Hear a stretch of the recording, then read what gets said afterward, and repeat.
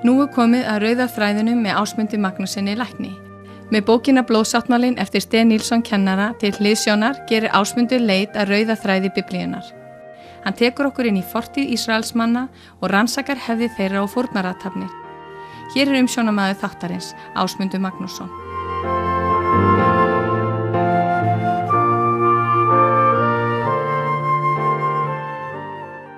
Komiði sæl.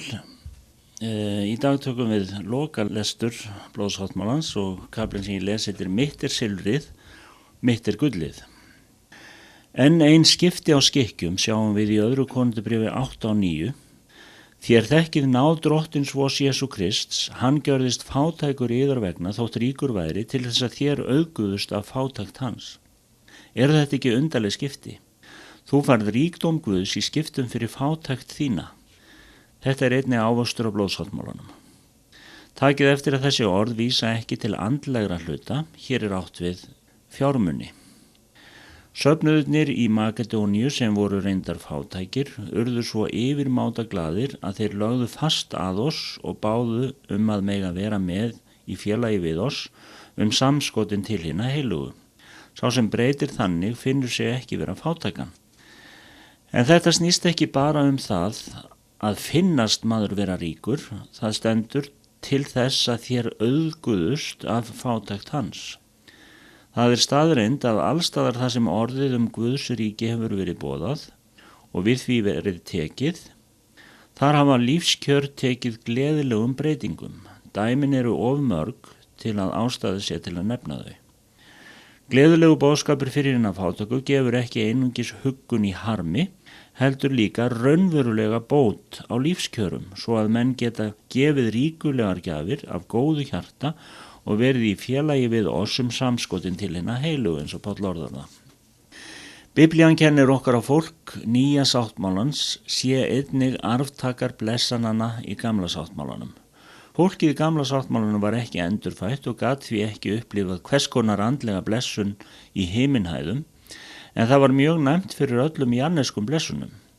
Guð sá til þess að það öðlaðist slíkar blessanir, við vitum að líf Abrahams vitnar sérstaklega það. Þessar athuganir okkar hafa sýnt hvernig Guð leysti vandamál alls fólksins á yfirnáttúrulegan hátt í 40 ára göngu þessum eyðimörkina. Í 1. Mósebók 13:1-2 er talað að Abraham hafi verið stórauðugur af kvikfé, silfri og gulli. En í þessu samhengi er einnig sagt frá því að hann hafi verið óendanlega örlátur. Þegar sundurþykkja reis milli fjárhirða Abrahams og fjárhirða Lots, sagði Abraham við Lot, engin misklíð sé milli mín og þín og milli minna og þinna fjárhirða, því að við erum frændur. Liggur ekki all landið opið fyrir þér? Þá hóf Lot upp augu sín og sá að allt Jórdansléttlendið, allt til Sóar, var vassríkt land eins og aldingarður drottins og Lot kaus sér allt Jórdansléttlendið og þetta lestu í 1. Mósebók 13:1-11.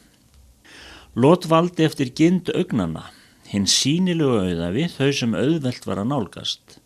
En við vitum að hann hafnaði að lokum meðal sódómítana og komst naumlega undan bölvuninni sem kom í kjölfar synda fólksins. Abraham var hins vegar sagt, drottin hefur ríkulega blessað húsbónda minn svo að hann er orðinn auðmaður. Í 1. Mósebók 24:35 er þessi orð. Guð gaf honum allt saman. Þetta getur Guð gert. Hann vill gera þetta fyrir þá sem sýna honum fullt traust. Hvaðan tekur hann þetta? Frá þjófnum og ræningjanum. Mitt er silfrið og mitt er gullið, segir drottin allsherjar í Haggai 2:8. Hann ætlar það fjölskyldu sinni hér á jörðinni, en þjófurinn og ræningin hefur dregið mikið af því til sín og skipt því á sína eigin þjóna, svo að fégindin hefur orðið rót alls þess sem illt er. 1. Tímóteusbréf, 6. kafli og 10. vers. Drottin vill hafa þetta öðruvísi. Hann vill að silfur hans og gull sé réttlætisvopn gegn allri fátækt og skorti. Hann leitar að þeim sem hægt er að treysta fyrir auðnum. Á meðal trúar frænda Abrahams var einn sem valdi rangan ríkdóm og varð fyrir ógæfu. Fólkins nýja sáttmála verður að vera trúfast áformum Guðs efnislega auðæfi. Það eru engin takmörk fyrir því sem Guð getur látið fara hendurnar á trúföstum féhirði. Þetta geta verið þínar hendur. Guð megnugur að veita yður allar góðar gjafir ríkulega, til þess að þér í öllu og ávalt hafið allt sem þér þarfnist og getið sjálfir veitt ríkulega til sérhvers góðs verks. Þér verðið í öllu auðugir og getið jafnan sýnt örlæti sem kemur til leiðar þakklæti við Guð fyrir vort tilstilli. Og þetta eru orð Páls í 2. Korinthubréfi, 9. kapla og 8. og 11. versi. Þú skalt ekki halda þú sért of gamall. Guð blessaði líf Abrahams einnig með því að gefa honum mikla lífsorku á efri árum. Hann sem taldi sig vera of gamall til að verða pabbi áður en hann gerði sáttmála við Guð, en fékk framlengt líf og aukna lífsorku eftir að hafa upplifað Guð. Þegar Sara dó, það bil 127 ára að aldri, leið ekki á löngu þar til Abraham giftist annarri konu sem hét Ketúra. Hún ól honum Símran, Jóksan, Metan, Mídian, Ísbak og Súa, 6 sonu. Þegar Guð fær að gera eins og hann vill, þá gerir hann kraftaverk af sáttmálsbróður sínum og í gegnum hann. Þú skalt ekki halda þú sért of gamall. Verð ekki of fljótur á þér að fara út í hefðbundnar umræður takmarkandi mátt ellinnar. Ef til vill byrjar lífið þegar þú nálgast áttrætt. Taktu réttindi sáttmálans með inn í myndina. Honum tilheyrir langt og innihaldsríkt líf. Og þegar þú ert saddur lífdaga hér á jörðinni, þá hefur rétt til að biðja flutning heim til drottins. Þú manst hvernig Jesús bað til föðurins og sagði: Faðir, ég vil að þeir sem þú gafst mér séu hjá mér, þar sem ég er, svo að þeir sjáu dýr mína sem þú hefur gefið mér. Jóhannes 17, vers 24. Stutt eftir ég skrifaði þetta, fékk ég yndislegt bréf sem staðfesti það sem hér á undan sagt. Það var frá manni sem segir: Ég hef verið vitni drottins síðan 1917. Ég starfaði í Afríku í 54 ár og í Grikklandi í 7 ár. Og nú starfa ég við að dreifa smáritum heima í Stokkólmi. Ég er að verða 91 árs og María konan mín er að verða 93. Við höfum verið gift síðan 1924. Við héldum upp á demantsbrúðkaup okkar í fyrra. Og bókin kom út á sænsku 1985, þannig að þetta hefur verið 1986. Við eigum 5 börn, 10 barnabörn og 2 barnabörn. Við teljum okkur trúum að við verðum með í upprifningunni. Ég vinn fulla vinnu ennþá og við höldum trúboðslaununum bæði 2. Ég fékk sem sé 2 vitni að þessum guðdómlegu réttindum sem ég var að skrifa um.